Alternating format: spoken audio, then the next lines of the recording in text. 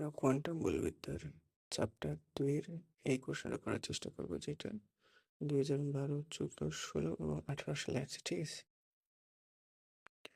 Quantum বলবিদ্যার স্বীকার্যগুলো বিবৃত করো।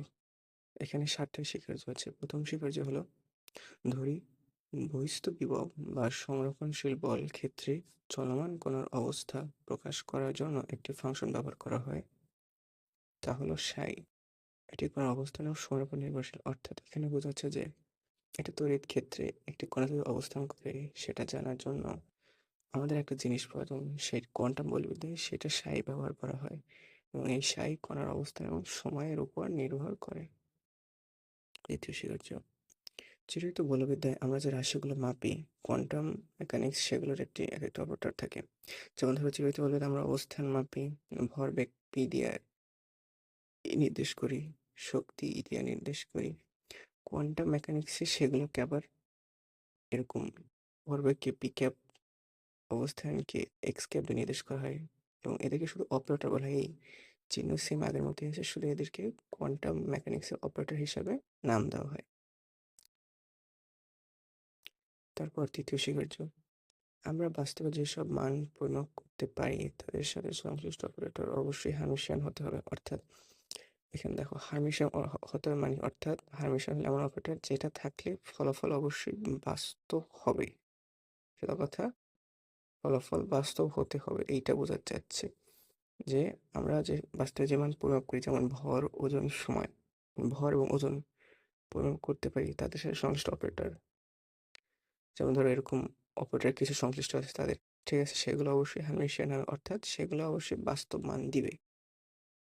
চতুর্থ স্বীকার্য, যখন কোনো অপারেটর কিউ একটি তরঙ্গ ফাংশনের উপর কাজ করে তখন ফাংশনটা অপরিবর্তিত থাকে এবং একটি ধ্রুবক মান কিউ পাওয়া যায়, তবে আইগেন মান সমীকরণ হবে।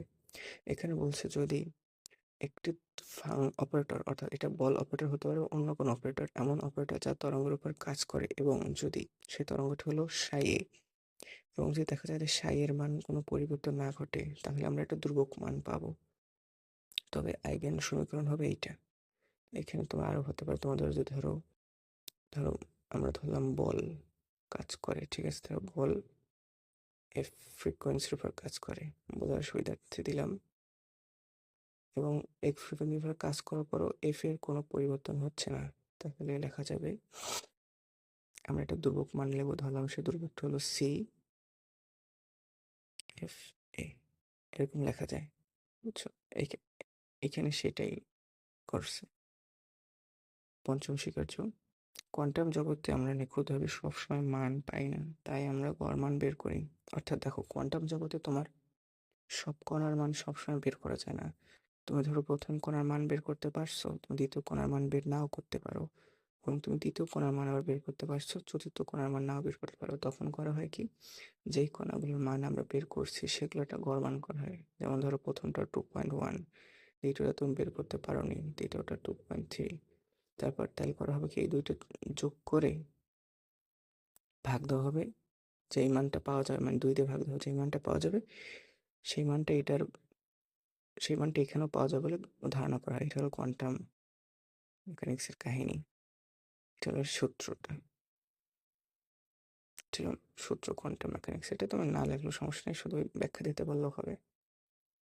পরেরটা ষষ্ঠ স্বীকার্য, সময়ের সাথে তরঙ্গ ফাংশনের বিকাশ কিভাবে হয় বা পরিবর্তন কিভাবে হয় তা শ্রোডিঞ্জার সমীকরণের মাধ্যমে নির্ণয় করা যায়। এটা একটা সমীকরণ যে সময়ের সাথে তরঙ্গের যে পরিবর্তন হয় এটা কি বাড়ে না কমে, তা কোয়ান্টাম মেকানিক্সে শ্রোডিঞ্জার সমীকরণের মাধ্যমে নির্ণয় করা যায়। এটা তোমার চিরায়ত বলবিদ্যায়, মানে কি বল, ভৌতটায় অন্যভাবে করা যায়, কিন্তু কোয়ান্টামে শ্রোডিঞ্জার সমীকরণের মাধ্যমে নির্ণয় করে, সেটা হলো এটা। ঠিক আছে, সপ্তম স্বীকার্য, কোয়ান্টাম বলবিদ্যার মধ্যে অপারেটর বিনিময়ের নিয়ম চিরায়ত বলবিদ্যার পরস্পর বন্ধনের মতো। অর্থাৎ এখানে বলতে চাইছে যে চিরায়ত বলবিদ্যায় মানগুলা, যেমন ধরো পি কিউ, তারা যেভাবে তাদের মধ্যে বিনিময় করবে, বিনিময়ের সূত্র যেমন এরকম, এটার বিনিময় হলো পি কিউ কিউ আর, এটা হলো তোমার চিরায়তটার, ঠিক আছে, এটা হলো চিরায়ত বলবিদ্যার। এখন এটাকে যদি আমরা কোয়ান্টাম বলবিদ্যায় রূপান্তর করি, ক্যাপ দিয়ে দিলাম, তাহলে এটারটা হবে